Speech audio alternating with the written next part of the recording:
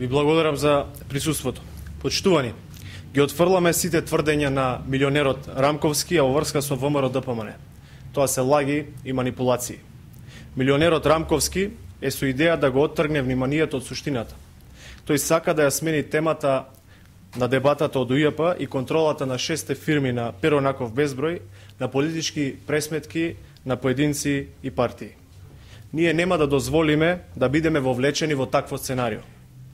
Милионерот Рамковски своите лаги, клевети и манипулации овој пат ќе мора да ги докаже на суд. Ако е вистина тоа што го зборел, зошто досега ќутел?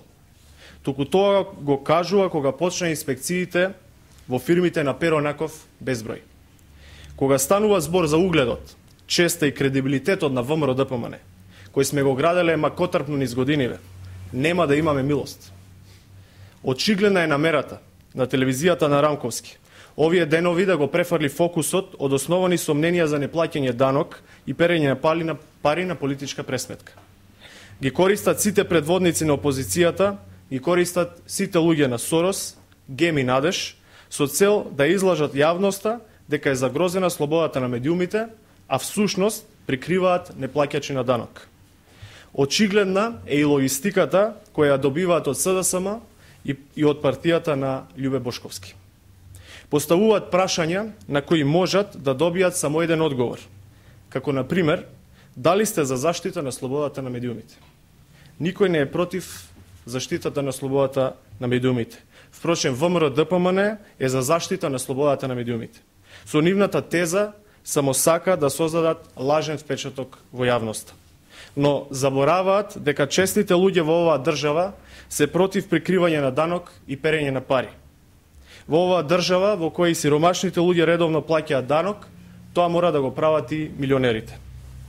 Почитувани, го прашуваме милионерот Велија Рамковски дали наредбата за ова сценарио беше добиена на ручекот со Бранко Црвенковски, Ацо Крабаранов и Бранко Геровски, кој го има истиот ден кога се случи настанот на Пладне.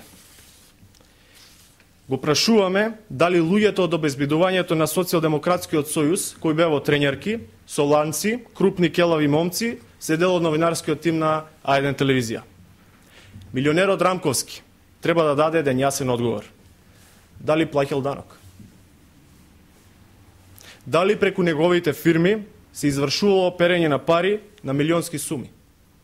И дали тоа е ситна роба и доќанчиња, како што впрочем и вика милионерот Рамковски? Тоа е главната тема, а не да се обидува да политизира. Повиците за државен удар се одраз на недемократски политичари и недемократски партии.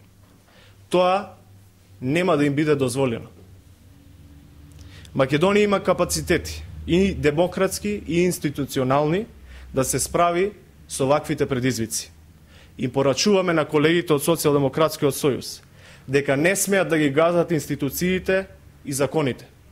Рушењето на системот нема да ви ја донесе власта, почитувани колеги од СДСМ. Благодарам.